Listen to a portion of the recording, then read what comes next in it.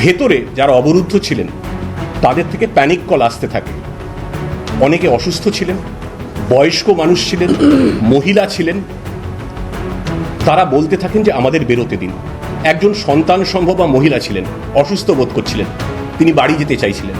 আমরা চেষ্টা করেছিলাম বারবার, যতবার চেষ্টা করেছি আমরা ততবার প্রতিরোধ এবং উচ্ছৃঙ্খল বাধা এসেছে এবং বারবার আটকে দেওয়া হয়েছে, না কাউকে বেরোতে দেওয়া হবে না। হার না মানা আন্দোলনে সামিল চাকরিহারারা, তাদের ওপর নির্বিচারে পুলিশের লাঠিচার্জে রাজ্য জুড়ে নিন্দার ঝড়। উত্তাল রাজ্য রাজনীতি। আর এই প্রেক্ষাপটে দাঁড়িয়ে শুক্রবার সাংবাদিক সম্মেলনে চাকরিহারাদের বিরুদ্ধে ঠিক এমনটাই অভিযোগ তোলেন রাজ্য পুলিশের এডিজি দক্ষিণবঙ্গ সুপ্রতিম সরকার। তিনি দাবি করেন, ঘটনার দিন অর্থাৎ বৃহস্পতিবার রাতে বিকাশ ভবন ঘেরাওয়ে যারা আটকে পড়েছিলেন তাদের মধ্যে এক অন্তঃসত্ত্বা মহিলাও ছিলেন। যদিও পুলিশের অভিযোগ উড়িয়ে চাকরিহারাদের পাল্টা দাবি, বৃহস্পতিবার সন্ধ্যে 7টা নাগাদ অন্তঃসত্ত্বা মহিলার দিদির সঙ্গে আন্দোলনরত শিক্ষক চিন্ময় মণ্ডলের ফোনে কথা হয়। এরপরই চাকরিহারাদের তরফে ওই মহিলার ছবি ও প্রেসক্রিপশন চাওয়া হলে হোয়াটসঅ্যাপে পাঠিয়ে দেন তার দিদি। আমরা আজকে একটি সংবাদপত্রে দেখছি এবং গতকাল প্রেস কনফারেন্সে দেখেছি বলা হয়েছে একজন অন্তঃসত্ত্বা মহিলা ছিলেন, তাকে আমরা আটকে রেখেছিলাম। যিনি অন্তঃসত্ত্বা ছিলেন তার কোনো এক দিদি আমাকে ফোন করেন ঠিক 7টার সময় এবং বলেন যে এরকম একজন আটকে আছেন, 6 মান্থস প্রেগনেন্ট। আমি সঙ্গে সঙ্গে তাকে বলি যে ঠিক আছে, কোনো অসুবিধা নেই, আপনি নিচে আসতে হলে আমি দায়িত্ব নিয়ে তাকে এখান থেকে যাওয়ার ব্যবস্থা করে দেব। সঙ্গে সঙ্গে 7টা 8-এর সময় উনি আমাকে প্রেসক্রিপশন পাঠান, এটা ওনার দিদির নম্বর। প্রেসক্রিপশনগুলো পাঠান। আমি এই প্রেসক্রিপশন দেখার পরে ওনার নাম্বার দেন, ফোন নাম্বার দেন, ছবি দিতে বলি। ফোন নাম্বারটাও পাঠান আর ছবিটাও দিতে বলি যে যেতে তো চলে যেতে পারে, আমি ছবিটা দিই, ফোন নাম্বারটা দিই।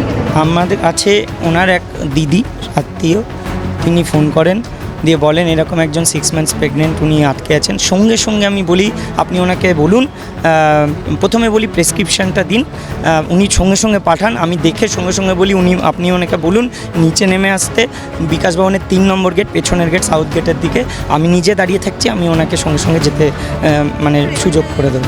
শুধু তাই নয়, চাকরিহারাদের দাবি, অন্তঃসত্ত্বা মহিলাকে বিকাশ ভবনের পেছন দিকের 3 নম্বর গেট দিয়ে বের করে দেওয়ার চেষ্টাও করা হয় এবং অন্তঃসত্ত্বা মহিলার দিদির সঙ্গে লাগাতার ফোনে যোগাযোগ করা হয়। কথোপকথনের অডিও সামনে এনেছেন চাকরিহারা শিক্ষকরা। উনি কি যেতে চাইছেন না? না না, উনি তো গেছিলেন, কিন্তু ওখানে গিয়ে আবার ওদেরকে ভিতরে ঢুকিয়ে দেওয়া হয়েছে, বলেছে এখন নাকি টিয়ার গ্যাস ছাড়বে, এই সমস্ত ঝামেলা হবে। তো ভিতরে ঢুকিয়ে আবার হ্যাঁ, ওই টিয়ার গ্যাস ছাড়বে নাকি, না না কিছুই করবে না, ওদেরকে আবার ফাঁকা গেট। হ্যাঁ, আমি তো বারবার বলছি ওরও যাওয়ার ইচ্ছে, তো ও তো যেতেই চাইবে। তাহলে বাধা দিচ্ছে কে?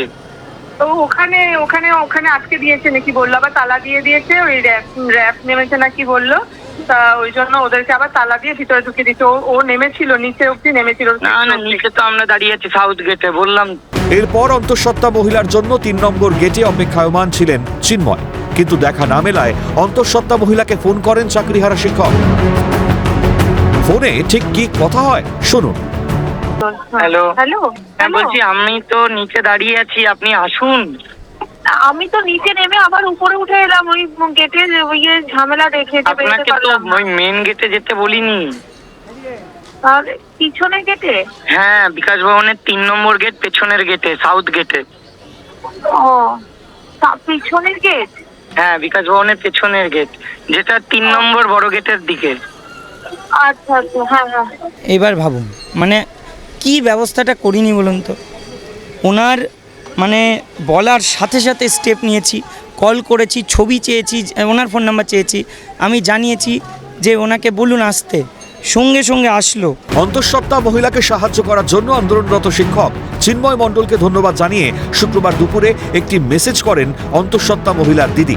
সেখানে ঠিক কি লেখা ছিল সিএনএর প্রতিনিধির সামনে পড়ে শোনালেন চাকরিহারা শিক্ষক চিন্ময় মণ্ডল। পাশাপাশি পুলিশের ভূমিকায় ক্ষোভ প্রকাশ করে মিথ্যে প্রচার করা হচ্ছে এবং আন্দোলনকে দমিয়ে দেওয়ার চেষ্টা করা হচ্ছে বলে দাবি করেন তিনি। ওনার কাল দুপুরে ওনার মেসেজ, কালকে ওই পরিস্থিতিতেও আপনি যেভাবে আমাদেরকে সাহায্য করার জন্য এগিয়ে এসেছিলেন, তার জন্য আমরা আপনাকে ধন্যবাদ ও কৃতজ্ঞতা জানাই আর প্রার্থনা করি আপনাদের আন্দোলন সফল হোক। দেখুন, সমস্ত তথ্য আগে থেকে জেনে তারপরে বলা উচিত। আমি একটা ইস্যু তৈরি করার জন্য কিছু একটা মিথ্যা রটিয়ে দিলাম, এটা ঠিক নয়। এবার ভাবুন তো কে প্রুফ রেখে দেয়, কিন্তু রাখতে হয়েছে কেন বলুন তো? কারণ জানি এই ইস্যুগুলো ক্রিয়েট হবে, জানি এরা এইভাবে মিথ্যা প্রচার করবে, যে এরা জনসাধারণকে এইভাবে আটকাচ্ছে, একটা সিম্প্যাথি পুলিশ নেওয়ার চেষ্টা করবে এবং সেইভাবে আমাদের আন্দোলন। কারণবশত তিনি বাইরে বেরোতে পারেননি এবং অন্তঃসত্ত্বা মহিলার পরিবারের সঙ্গে যে কথোপকথন হয়েছে তার কল রেকর্ডিং কার্যত শোনান চাকরিহারা শিক্ষকেরা।